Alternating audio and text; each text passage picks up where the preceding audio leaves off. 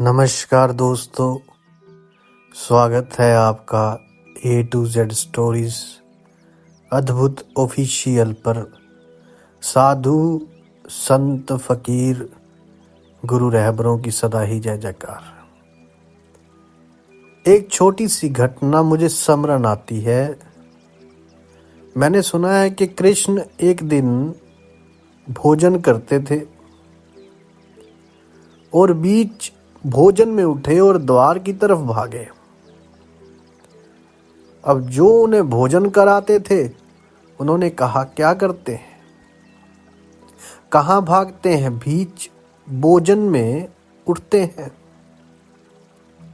उन्होंने कहा, मेरा एक भक्त बड़ा कष्ट में पड़ा हुआ है, दुष्ट उसे सता रहे हैं, उसे पत्थर मार रहे हैं। ये कहते हैं वे भागे, द्वार के बाहर भी निकल गए, लेकिन द्वार से फिर वापस लौट आए, भोजन करने बैठ गए।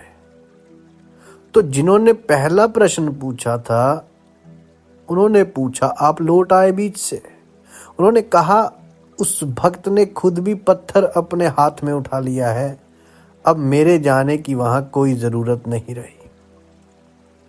अभी लोग उसे मार रहे थे, वे निहत्था असहाय खड़ा हुआ झेल रहा था, मेरी जरूरत थी, अब उसने पत्थर खुद भी उठा लिए, अब मेरी कोई भी जरूरत नहीं है। मैं कहूँगा कि मनुष्य के जीवन में जो भी सोया है, चाहे उसे कोई नाम दें, सत्य कहें, आत्मा कहें, परमात्मा या कोई और नाम दें, कृष्ण कहें, क्राइस्ट कहें या कुछ और कहें, जो भी भीतर सोया है, जब तक आप बेसहारा नहीं हो जाएंगे तब तक उसके उठने और जागने का कोई कारण नहीं है। जब तक आप कुछ पकड़ लेंगे तब तक वे सोया रहेगा, और जब आपकी कोई पकड़ नहीं होगी और हाथ खाली हो जाएंगे और आप बेसहारा खड़े हो जाएंगे, जब आपकी कोई सुरक्षा नहीं रह जाएगी, कोई सहारा नहीं रह जाएगा, कोई परिचय, कोई ज्ञान, और आप निपट अज्ञान में और बेसहारा खड़े होने का साहस करेंगे, उसी क्षण केवल वे जागता है जो हमारे भीतर सोया है। उसी क्षण वहां स्फुरना होती है, उसी क्षण वहां कोई बीज टूटता है, अंकुरित होता है। उसी क्षण वहां कोई अंधकार टूटता है, कोई ज्योति जागती है, उसके पहले नहीं। उसके पहले असंभव है, उसके पहले बिल्कुल असंभव है, क्योंकि उसके पहले हम कोई ना कोई पूरक, कोई ना कोई सब्स्टिट्यूट खोज लेते हैं। हम खोज लेते हैं उसे जो सोया है, उसे जागने का कोई कारण नहीं रह जाता। हम पत्थर उठा लेते हैं, फिर कठिनाइयाँ हो जाएंगी और हम कोई ना कोई परिचय पकड़ लेते हैं, कोई ना कोई वस्त्र पकड़ लेते हैं, कोई ना कोई रूप, कोई ना कोई आकृति, कोई ना कोई नाम, कोई ना कोई शब्द, कोई ना कोई सिद्धांत पकड़ लेते हैं। अज्ञान ढक जाता है और ज्ञान के जन्म का कोई कारण नहीं रह जाता। तो ज्ञान के आगमन के लिए पहला द्वार स्वयं के भीतर अपने समग्र अज्ञान की स्वीकृति है। तो मैं यही चाहूंगा कि ज्ञानी न बने, अपने अज्ञानी होने को जाने। ज्ञानी बनना बहुत आसान है, अपने अज्ञान को जानना और स्वीकार कर लेना बहुत दुस्साहस की बात है। क्योंकि ज्ञानी बनने में अहंकार की सहज तृप्ति होती है, अज्ञान को स्वीकार करने में अहंकार एकदम टूट कर दो टुकड़े हो जाता है, उसके खड़े होने की कोई जगह नहीं रह जाती। ज्ञानी होने में अहंकार की खूब तृप्ति है। तो पंडित जितना अहंकारी हो जाता है उतना तो जगत में कोई अहंकारी नहीं होता। उपदेशक जितने अहंकार से भर जाते हैं उतना तो कोई अहंकारी नहीं होता। जितना ये ज्ञान की बातें करने वाले लोग अहंकार से पीड़ित हो जाते हैं, उतना तो कोई और अहंकारी नहीं होता। ये जितना ज़्यादा हमें ये ख्याल पैदा होता है कि कुछ शब्दों को इकट्ठा करके, कुछ विचारों को इकट्ठा करके हमने जान लिया, मैं जान गया हूँ। जानते तो हम कुछ भी नहीं, हमारा मैं ज़रूर मजबूत होता है और भर जाता है, और फिर जिस चीज़ से भरने लगता है उसको हम इकट्ठा करने लगते हैं।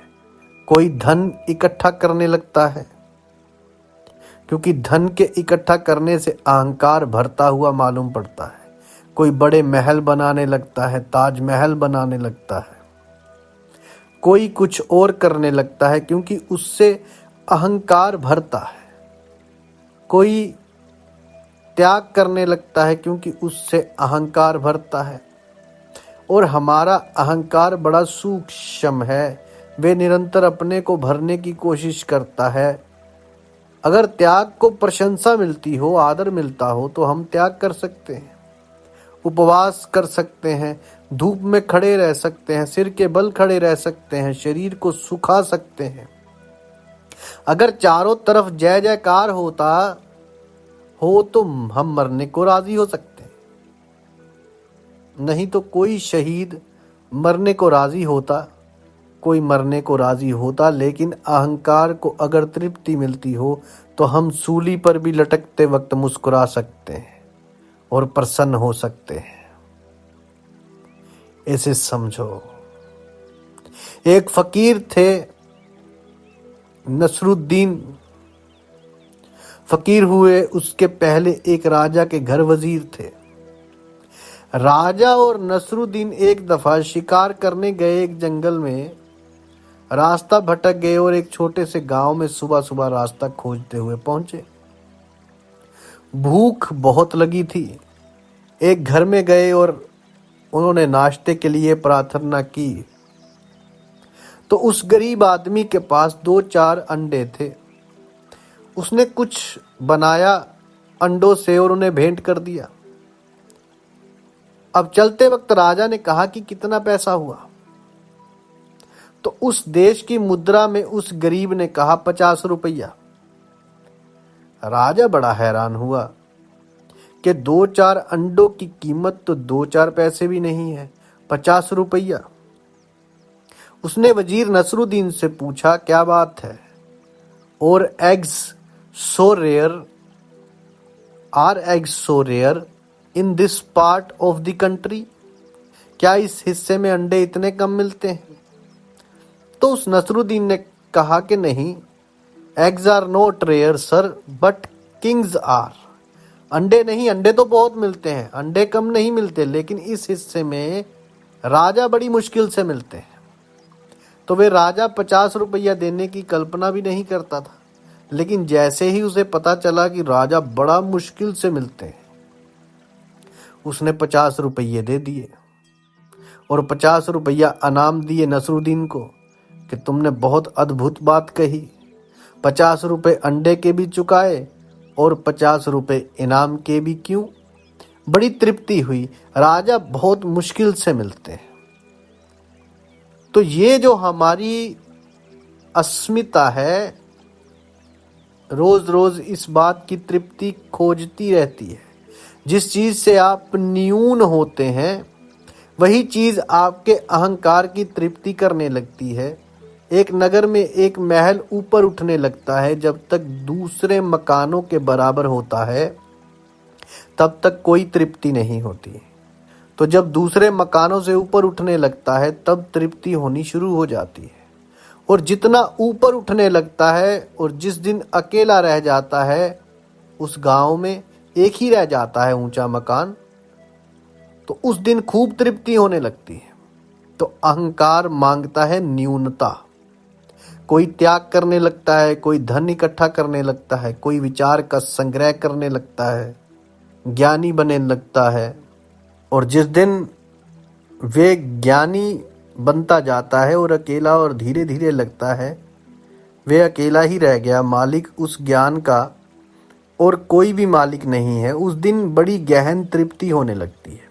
लेकिन अहंकार जितना जितना पुष्ट हो जाता है, स्वयं को जानना उतना ही असंभव हो जाता है।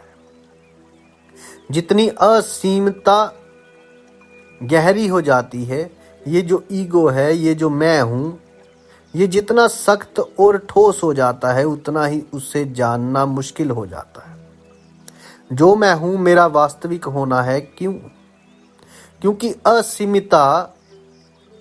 असमिता मेरे द्वारा निम्रित है। अहंकार मेरा निर्माण है और मैं मेरा निर्माण नहीं हूं। मेरा होना, मेरी आत्मा, मेरी वास्तविकता मेरा निर्माण नहीं है।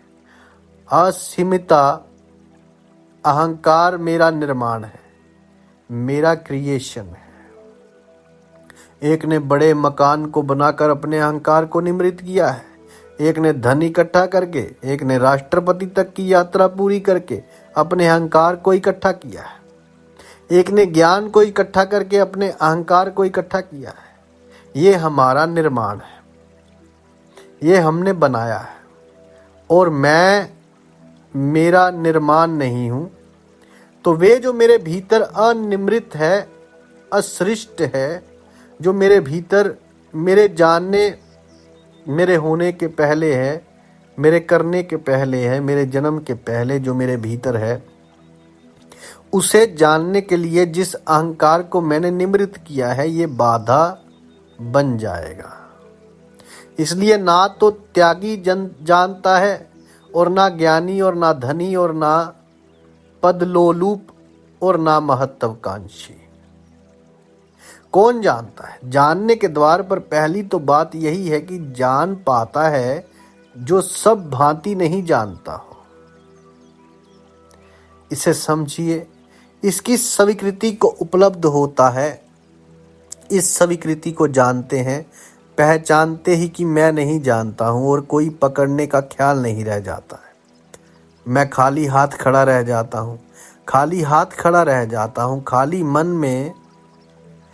मैं आपसे पूछूं कि आपका नाम क्या है, आप बहुत जल्दी उत्तर दे देते हो कि मेरा नाम राम है, विष्णु है, या कुछ और है। क्यों? इतने विश्वस्त हैं कि आपका ये नाम है। कभी सोचा, कभी विचारा कि ये मैं क्या कह रहा हूं? एक जल्दी से नाम निकल आता है और हम उत्तर दे देते हैं। उत्तर दे देते हैं, बात खत्म हो जाती है। कभी थोड़ी देर ठहर जाएं और सोचें मेरा नाम क्या है। कुछ तो शायद भीतर एक सन्नाटा हो जाए, एक साइलेंस हो जाए, एक मौन हो जाए। कोई नाम खोजने से ना मिले तो एक मौन पैदा हो जाए। हम किसी से कोई प्रश्न पूछते हैं, उसे मालूम होता है तो शीघ्र उत्तर दे देता है। मालूम होने का मतलब, अगर उसकी स्मृति में कुछ होता है तो उत्तर दे देता है। मैं पूछूं 2 और 2 कितने हैं, आप कह देते हैं 4, क्योंकि आपकी स्मृति ने सीख रखा है 2 और 2 4 होते हैं। पूछा, उत्तर दे दिया। मैं आपसे पूछूं भीतर कौन है, तो आप कह देंगे आत्मा। ये भी स्मृति ने सिखा रखा है। 2 और 2 4 वाला उत्तर है, दे दिया। लेकिन स्मृति ज्ञान नहीं है, तो स्वयं की खोज में पूछते वक्त कि मैं कौन हूं, उत्तर की अपेक्षा ना करें, क्योंकि जो भी उत्तर आएगा वे स्मृति से आएगा, झूठा होगा, सीखा हुआ होगा। सब सीखी हुई बातें झूठी होती हैं, ज्ञान नहीं बनती है। कुछ भी सीखा हुआ ज्ञान नहीं बनता है। जीवन में जो शुद्र है वे सीखा जा सकता है, क्योंकि वे बाहर है। जीवन में जो विराट है वे सीखा नहीं जा सकता, क्योंकि वे भीतर है। जो भीतर है उसे बाहर से नहीं सीखा जा सकता, उसे जाना जा सकता है, उसे उघाड़ा जा सकता है, उसे डिस्कवर किया जा सकता है, उसे पहचाना जा सकता है, लेकिन सीखा नहीं जा सकता। उसे जाना जा सकता है, लेकिन याद नहीं किया जा सकता। तो जब भी प्रश्न पूछे कि मैं कौन हूं। और वे मनुष्य कभी धार्मिक ना हो पाएगा जिसने अपने से ये ना पूछा कि मैं कौन हूं। और वे मनुष्य कभी सत्य को ना जान पाएगा और कभी आनंद को उपलब्ध ना हो पाएगा, जिसने अपने प्राणों की सारी गहराई में ना पूछा हो कि मैं कौन हूं। और अगर कोई भी उत्तर आता हो तो उत्तर को इनकार कर दें, क्योंकि उत्तर सीखा हुआ होता है, स्मृति से आया हुआ होगा, और स्मृति तो केवल वही जानती है जो सीख लिया गया है। स्मृति उसे नहीं जानती जिसे हम नहीं जानते। वे अज्ञात है, अननोन है। जो अभी अपरिचित है उसे स्मृति नहीं जानती। तो स्मृति तो जो सीख लिया गया है उसका संग्रह है। स्मृति के उत्तर को इनकार करे, स्मृति कहे विष्णु हो तो उसे जाने दे, उसे पकड़े ना। स्मृति कहे कि आत्मा हो तो उसे भी जाने दे, उसे पकड़े ना। स्मृति कहे कि परमात्मा हो, स्मृति कहे कुछ भी नहीं, केवल पदार्थ हो। अगर नास्तिक घर में पले हो तो स्मृति कहेगी कि कुछ भी नहीं, केवल शरीर हो। अगर धार्मिक घर में पले हो तो स्मृति कहेगी आत्मा हो, अजर अमर आत्मा हो। ये दोनों शिक्षाएं हैं, इनको छोड़ दें। नास्तिक को आस्तिक को जाने दे, ग्रंथों से आए हुए उत्तर को जाने दे। फिर क्या होगा जब कोई उत्तर ना आएगा तो क्या होगा? जब किसी उत्तर की स्वीकृति ना होगी तो क्या होगा? भीतर एक सन्नाटा हो जाएगा, एक मौन खड़ा हो जाएगा, एक साइलेंस पैदा हो जाएगी, और उसी मौन से, उसी सन्नाटे से, उसी शून्य से उस चीज का अनुभव आना शुरू होता है जो स्वयं का होना है। तो पूछे मैं कौन हूं, और कृपा करके किसी उत्तर को ना पकड़े। पूछे मैं कौन हूं और प्रश्न ही रह जाने दे, उत्तर नहीं, और प्रश्न को ही गूंजने दे, और प्रश्न को ही प्राणों में छाने दे, और प्रश्न को ही उतरने दे गहरा। और कोई उत्तर ना पकड़े, क्योंकि सभी उत्तर सीखे हुए होंगे। कोई उत्तर हिंदू का होगा, कोई मुसलमान का, कोई जैन का, कोई ईसाई का, कोई सिख का।